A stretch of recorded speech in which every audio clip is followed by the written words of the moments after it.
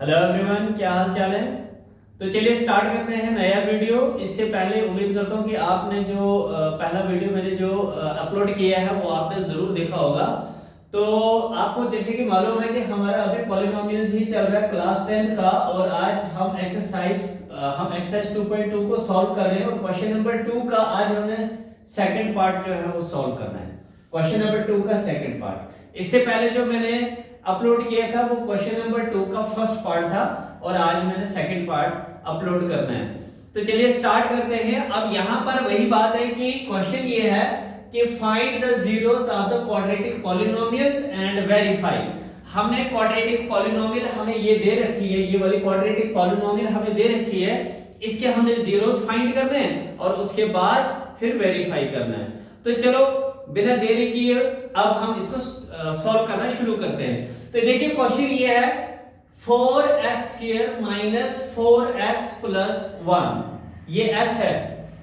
तो अब चलिए इसको स्टार्ट करते हैं। तो अब देखिए जो यहां पर जो s² है, ये जो s² है, चाहे s² है या 4x² मान के चलते हैं तो कोई इश्यू नहीं है। तो यहां पर वेरिएबल हमें s² दिया है और s² के साथ जो कोफिशिएंट है वो क्या है, 4 है। तो अब हमें क्या करना है कि इस 4 को हमने मल्टीप्लाई करना है 1 के साथ। ठीक है, जब हम 4 को मल्टीप्लाई 1 के साथ करेंगे तो 4 आंसर आएगा। और अब हमने ये अज्यूम करना है कि यहां पर 1 नहीं है बल्कि 4 है। क्या है ये हमने दिमाग में ध्यान रखना है कि अब यहां पर 1 नहीं है बल्कि 4 है। क्यों है 4? क्योंकि यहां पर s² का जो कोफिशिएंट है वो क्या है, 4 है ना। तो जब भी यहां पर वेरिएबल का स्क्वायर कुछ भी हो, x² s² p² q² कुछ भी हो, उसके साथ जो भी कोफिशिएंट होगा उसको हमने लास्ट वाली टर्म के साथ मल्टीप्लाई करना होता है। तो देखिए 4 को जब मैंने 1 से मल्टीप्लाई किया तो 4 आंसर आया। अब मुझे ये अज्यूम करना है कि यहां पर 1 नहीं है बल्कि 4 है। ओके, लिखने में 1 आएगा लेकिन हमने समझना है कि ये 4 है। ठीक है, इतनी सी बात समझ आ गई। चलो अब इसको फैक्टराइज करते हैं। तो कैसे करेंगे हम इसको फैक्टराइज? हम क्या करेंगे कि देखो ये 4s वैसे रखेंगे हम 4s²। अब यहां देखना है हमें कि ये जो 4 है ना, इसको हमने स्प्लिट करना है। जैसे कि प्रीवियस वीडियो में मैंने आपको बताया था कि किस तरीके से हम स्प्लिट करते हैं। तो 4 को मुझे स्प्लिट करना है, 4 को मुझे तोड़ना है। तो मैं तोड़ूंगा कैसे? मुझे ऐसे तोड़ना है कि कोई भी 2 डिजिट बनेंगे। 4 को तोड़ने के बाद 4 के कोई 2 डिजिट बनेंगे। अब वो 2 डिजिट मेरे कौन से होने चाहिए? देखो अगर 4 देखेंगे तो किस तरीके से आ सकता है, 0 + 4 भी हो सकता है, 1 + 3 भी हो सकता है, 2 + 2 भी हो सकता है, और 3 + 1 भी हो सकता है, 4 + 0 भी हो सकता है, 5 - 1, 6 - 2, 7 - 3, 8 - 4 कुछ भी हो सकता है। अब देखो जब आप इन सब को माइनस या प्लस करोगे तो आंसर सबका 4 ही आएगा, सबका आंसर 4 ही आएगा। लेकिन मुझे कौन से 2 डिजिट इनमें से चुनने? वो 2 डिजिट जिनको मल्टीप्लाई करने के बाद लास्ट टर्म के इक्वल आए वो। अब लास्ट टर्म हमारी यहां पर क्या है? मैंने शुरू में कहा कि ये लास्ट टर्म हमारी 1 नहीं है, लास्ट टर्म अब हमारी 4 है। दिमाग में रखना है कि यहां पर 4 है, क्योंकि यहां पर 4 था, 4 × 1 = 4। अब मुझे इनमें से कोई 2 डिजिट चुनने हैं जिनको मल्टीप्लाई करने के बाद 4 आए। तो वो कौन से हैं? देखो अगर आप इसको मल्टीप्लाई करोगे तो ये तो 0 आएगा, अगर इनको मल्टीप्लाई करोगे तो 3 आएगा, 2 × 2 = 4 और 3 × 1 = 3। अगर आप देखोगे तो कहीं भी 4 नहीं आएगा। इस कंडीशन में हमारा 4 आ चुका है। ठीक है, इट मींस हमें 2 और 2 ही चुनना है और कोई भी नंबर हमने नहीं यहां से लेना है। तो चलिए अब क्या करेंगे हम, -2s। ओके, ये दोनों 2 बन रहे हैं ना, तो दूसरे 2 के साथ भी s ही रखूंगा मैं, तभी तो होगा ना माइनस माइनस प्लस। तो साइन जब दोनों माइनस के होते हैं तो साइन हमारा माइनस का ही रहता है, और 2 और 2 क्या होगा, 4 होगा, और +1। समझ आ गई बात? बस इतना सा ये जो क्वेश्चन है इसको ध्यान में रखना होता है। आगे क्वेश्चन जो है बहुत इजी है। अब क्या करेंगे हम, एज इट इज जैसे मैंने प्रीवियस वीडियो में किया था इन दोनों का और इन दोनों का हम पेयर बनाकर आप इनमें से कॉमन लेना शुरू कर देते हैं। अब यहां का कॉमन क्या आएगा, देखिए यहां पर भी, यहां पर 4 है, यहां पर 2 है, तो मतलब 2 भी मैं कॉमन ले सकता हूं क्योंकि 2 का मल्टीपल क्या है, 4 है ना, तो मतलब 2 के टेबल में 4 आता है, तो मैं 2 कॉमन ले लूं, तो यहां पर क्या बचेगा मेरे पास 2। ओके 2 मैंने कॉमन ले लिया, और 2 के साथ देखो यहां पर मैं कॉमन क्या ले सकता हूं, यहां पर भी s स्क्वायर है, यहां पर भी s है, मतलब देखो s स्क्वायर का मतलब यहां पर s 2 टाइम्स है, s square means s multiply by s। Okay 2 times है ना, तो मैं एक s यहां पर कॉमन ले लेता हूं। अब अंदर क्या बचेगा, 2 2 जा 4, s स्क्वायर था, s स्क्वायर में से एक s हमने बाहर ले लिया और एक 2 के साथ रहेगा। ओके और माइनस, अब अगर देखेंगे 2s, ये 2s पूरा ही हम कॉमन ले चुके हैं ना बाहर, तो हम यहां पर 1 लिखेंगे। देखो 2s 1 से 2s, क्लियर है, क्लियर हो रहा है क्वेश्चन। अगर कोई डाउट रहता है तो आप मुझे प्लीज कमेंट जरूर करिए। अब देखिए इनमें, इसमें देखिए इन दोनों में से कॉमन क्या आएगा, s तो आएगा नहीं कॉमन क्योंकि s यहां पर है, यहां तो नहीं है ना, तो कॉमन क्या आएगा, यहां 2 है तो 2 के टेबल में 1 तो आता नहीं है, तो अगर देखा जाए तो यहां पर कुछ भी कॉमन नहीं है, और जहां पर कुछ कॉमन नहीं है, जहां कुछ भी कॉमन नहीं है वहां पर 1 कॉमन होता है, तो इसका मतलब यहां पर कॉमन 1 आएगा। तो देखिए 2s 1 से 2s माइनस साथ में रहेगा और माइनस प्लस, देखिए यहां पर गलती होने के चांसेस होते हैं, मैं बार बार रिपीट कर रहा हूं कि लास्ट टर्म को जब आप करोगे ना सॉल्व यहां पे, तो जरूर इनके जो साइंस है उनको भी मल्टीप्लाई जरूर करेंगे। देखो माइनस प्लस माइनस और 1 1 से 1, मैंने कहा था आपको कि जब ये दो टर्म्स हमारी सेम आती है तो मतलब क्वेश्चन हमारा बिल्कुल एक्यूरेट होता है, अगर इनमें कुछ डिफरेंस आता तो मतलब क्वेश्चन हमारा कहीं पे गलत हो चुका होता है। तो चलिए अब इसमें से और इसमें से हम कॉमन लेंगे, तो ये आएगा 2s 1 है ना, इसमें से कॉमन लिया, और यहां देखिए 2s 1। ओके अब वैसे करेंगे हम, इधर this 2s 1 is equal to 0 और this 2s 1 equals to 0।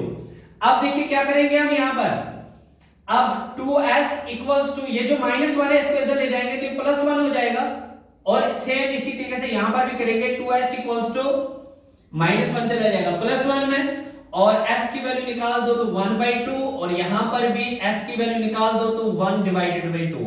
तो ये मेरे दो जीरोस आए जो मुझे फाइंड करने थे। तो जीरोस हमारे क्या निकले, हमारे जीरोस ऑफ क्वाड्रेटिक पॉलिनोमियल, जो क्वाड्रेटिक पॉलिनोमियल्स के जीरो आए वो 1/2 और 1/2 है। ओके ये जीरोस निकल गए, अब हमें वेरिफिकेशन करनी है इसकी। ओके तो चलिए आप वेरिफिकेशन करते हैं। तो वेरिफिकेशन करने का जो लास्ट वीडियो में हमने किया था जो तरीका था वही तरीका यहां पर भी होगा। तो वेरीफाई करने के लिए हम करेंगे सम ऑफ जीरोस। तो सम ऑफ जीरोस मतलब ये जो मैंने दो जीरोस फाइंड करे हैं ना इनका सम, तो क्या होगा, मैं ऐसे लिख सकता हूं सम ऑफ जीरोस इक्वल्स टू, अच्छा सम ऑफ जीरोस का फॉर्मूला मैंने बताया था आपको, वो होता है -b/a। Okay -b/a, this means कि sum of zeros is equal to -b/a। अब देखो सम ऑफ जीरोस का मतलब ये दोनों का सम करना है, तो 1/2 प्लस 1/2 ओके इक्वल्स टू, अब देखिए ये वाला माइनस और b, देखिए मैंने कहा था ना कि जो हमें क्वेश्चन दिया होता है वहां पर जो फर्स्ट टर्म होती है ये a की वैल्यू होती है, जो सेकंड टर्म होती है वो b की वैल्यू होती है इस साइन के साथ, और थर्ड टर्म जो होती है ये हमारी c की वैल्यू होती है, मतलब ये c है ये b है और ये a टर्म है। ओके अब देखो हमारा b कितना है -4s, मतलब s यहां पर क्या है वेरिएबल है, तो हम ये लिख सकते हैं कि s का कोफिशिएंट क्या -4 है ना, तो मैं लिख सकता हूं माइनस कोफिशिएंट ऑफ s, ठीक है, और डिवाइडेड बाय a। अब a क्या है हमारा 4s², तो s² यहां पर कोफिशिएंट है ना, तो s² को कोफिशिएंट क्या, सॉरी s² यहां पर वेरिएबल है और इस वेरिएबल का कोफिशिएंट क्या 4 है, तो मैं यहां पर लिख सकता हूं कोफिशिएंट ऑफ s²। अब चलिए सॉल्व करते हैं इनको।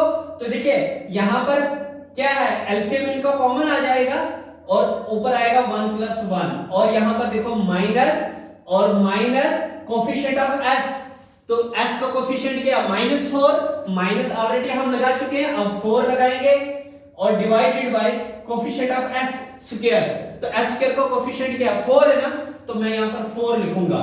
अब ये और ये कैंसिल हो जाएगा, तो अब क्या करेंगे आगे, 1 प्लस 1 क्या होगा 2 divided by 2 equals to 4 by 4। अब 2 से 2 कैंसिल तो बचा 1, 4 से 4 कैंसिल तो बचा 1, तो ये निकल गया हमारा सम। अब निकालेंगे प्रोडक्ट, तो प्रोडक्ट क्या होता है, मैंने बताया था आपको प्रोडक्ट ऑफ जीरोस, तो प्रोडक्ट ऑफ जीरोस का फार्मूला होता है c अपॉन a, ये बहुत इजी क्वेश्चन है। तो प्रोडक्ट ऑफ जीरोस मतलब c अपॉन a। अब देखो प्रोडक्ट यहां मैंने सम किया था, यहां मुझे प्रोडक्ट करना है, यानी इन दोनों सम, इन दोनों जीरोस का मुझे प्रोडक्ट करना है और इक्वल्स टू c मेरी टर्म ये है और ये कांस्टेंट टर्म है, ये वेरिएबल टर्म नहीं है, कांस्टेंट टर्म है, तो मैं लिखूंगा कांस्टेंट टर्म c, ये जो c है ये मेरी क्या है कांस्टेंट टर्म और डिवाइडेड बाय a, और a क्या हमारा कोफिशिएंट ऑफ s स्क्वायर, देखो ना s यहां पर है ना वेरिएबल, तो वेरिएबल का स्क्वायर मतलब कोफिशिएंट ऑफ s स्क्वायर, तो s स्क्वायर का कोफिशिएंट क्या 4 है ना, तो पहले लिखेंगे हम कोफिशिएंट ऑफ s स्क्वायर। अब देखिए 1 मल्टीप्लाई बाय 1 1, 2 2 जा 4 इक्वल्स टू कांस्टेंट टर्म कितनी है मेरी 1 और coefficient of s square, s square का कोफिशिएंट क्या है 4, तो देखिए सम जो है जब मैंने सॉल्व किया तो 1 इक्वल्स टू 1 और प्रोडक्ट 1/4 इक्वल्स टू 1/4, तो मैं एक चीज लिखना भूल जाता हूं, यहां पर लिखेंगे आप left hand side equals to right hand side और यहां पर लिखेंगे left hand side equals to right hand side. तो मैंने आपको कहा था जब सम की left hand side right hand side के इक्वल आए, प्रोडक्ट की left hand side right hand side के इक्वल आए, मतलब क्वेश्चन हमारा सही और वेरीफाई हो गया, तो हम लिखेंगे यहां पर लास्ट में हेंस वेरीफाइड। तो ये था सेकंड पार्ट, अब करते हैं हम थर्ड पार्ट। ओके, तो अब थर्ड पार्ट हम सॉल्व करेंगे। थर्ड पार्ट ये है हमारा 6x² - 3 - 7x। तो ये क्वेश्चन थोड़ा सा इन्होंने हमें क्या किया है कि इसको ऑर्डर जो है ना वो घुमा दिया थोड़ा सा, तो हम क्या करेंगे, हमें मालूम है कि पहले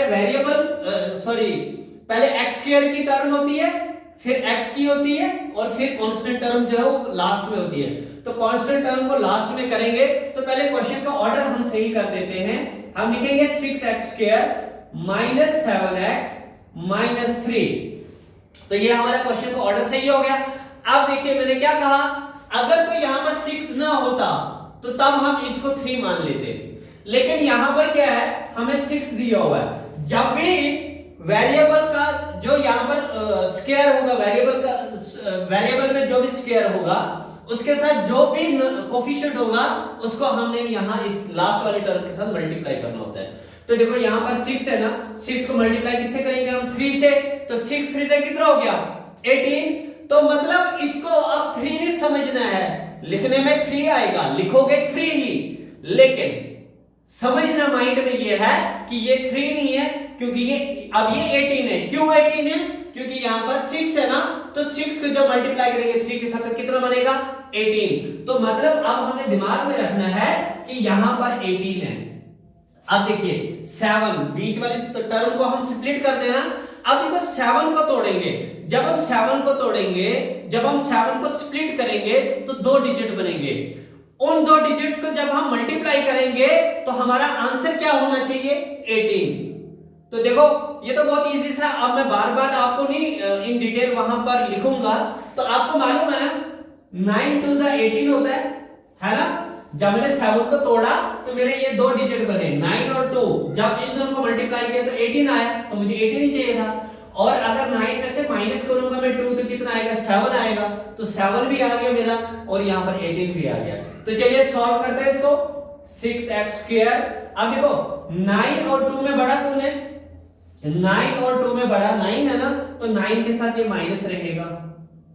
अब देखो अगर तो मैं यहां पर -2x करता हूं तो माइनस माइनस प्लस 9 और 2 बन जाएगा 11, और 11 तो नहीं चाहिए मुझे इन दोनों को प्लस या माइनस करके 7 ही लाना है, तो इसलिए मैं यहां पर प्लस लगाऊंगा, तो माइनस प्लस माइनस 9 में से 2 निकालेंगे तो 7, होप कि आपको समझ आ रही होगी।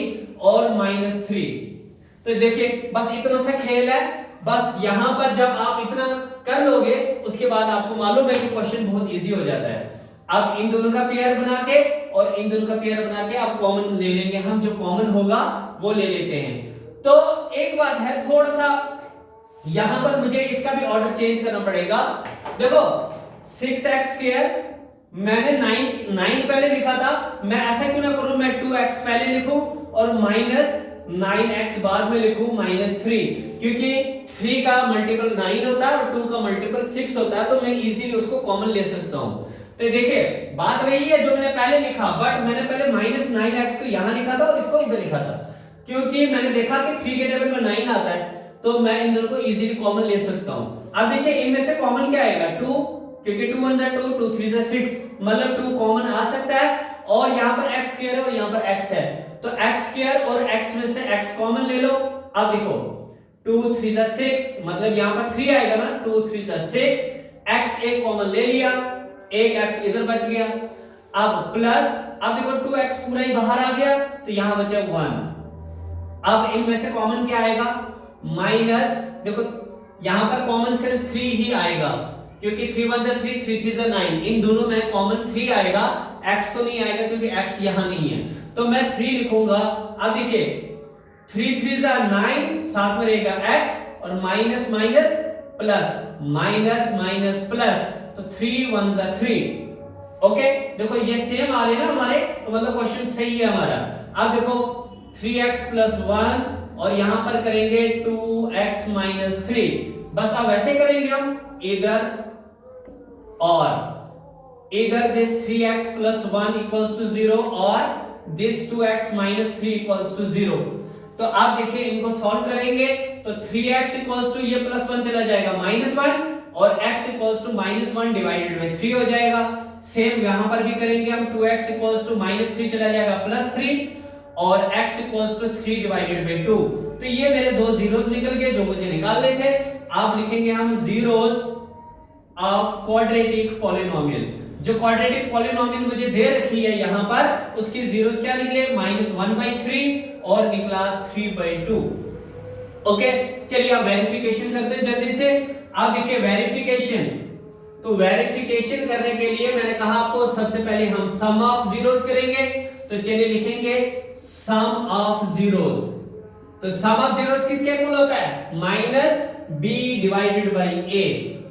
ओके, अब सम ऑफ जीरोस मतलब ये जो दो जीरोस निकले इनका सम करेंगे, तो -1/3 + 3/2 और इक्वल्स टू, देखिए ये वाला माइनस, अब b की वैल्यू कहां है, b की वैल्यू हमारी ये है, ये क्या है -7x, तो मैं इसको लिख सकता हूं माइनस कोफिशिएंट ऑफ x, लिख सकता हूं कोफिशिएंट ऑफ x और डिवाइडेड बाय a। अब देखिए a कितना मेरा 6 है ना, और 6 किसका कोफिशिएंट है, x² का। 6 किसका कोफिशिएंट है, x² का ना, तो मैं लिख सकता हूं coefficient of x², coefficient of x²। तो चलिए आप वैल्यू लगा लेते हैं। पहले इनको क्या करेंगे हम, चाहे आप एलसीएम लो या फिर इनको क्रॉस मल्टीप्लाई कर लो, या क्रॉस मल्टीप्लाई को बो टाई मेथड भी बोलते हैं, तो बो टाई मेथड आप अप्लाई करो, एक ही बात है। तो चलिए करते हैं 2 1 2 -2 प्लस 3 को 3 से करते हैं 9 और 3 2 6 और यहां पर देखिए माइनस, और ये देखो कोफिशिएंट ऑफ x, तो कोफिशिएंट ऑफ x क्या है -7, तो माइनस ऑलरेडी हम यहां लगा चुके हैं, तो हम लिखेंगे -7 और divided by coefficient of x², तो x² का कोफिशिएंट क्या है 6 है ना। चलिए अब देखिए माइनस प्लस माइनस साइन रहेगा प्लस का, 9 में से 2 निकालेंगे तो 7/6 और यहां पर क्या होगा, माइनस से माइनस कैंसिल, तो 7/6। तो देखो हमारा सम की लेफ्ट हैंड साइड और राइट हैंड साइड इक्वल आई। अब चलते हैं प्रोडक्ट की तरफ, तो अब निकालेंगे हम प्रोडक्ट ऑफ जीरोस। तो प्रोडक्ट ऑफ जीरोस क्या होगा, c/a। अब देखिए प्रोडक्ट ऑफ जीरोस क्या होगा, यानी इन दो जीरोस का प्रोडक्ट, -1/3 मल्टीप्लाई बाय 3/2, इन दोनों का प्रोडक्ट करेंगे और इक्वल्स टू c। अब देखिए c क्या कांस्टेंट टर्म है ना, तो हम लिख सकते हैं c क्या है, कांस्टेंट टर्म डिवाइडेड बाय ए क्या हमारा, ए क्या है, ये ए की वैल्यू 6 है और 6 किसका कोफिशिएंट है, एक्स स्क्वायर का, तो मैं लिख सकता हूं कोफिशिएंट ऑफ एक्स स्क्वायर। तो देखिए 3 1 जा 3 माइनस 3 और 3 2 जा 6।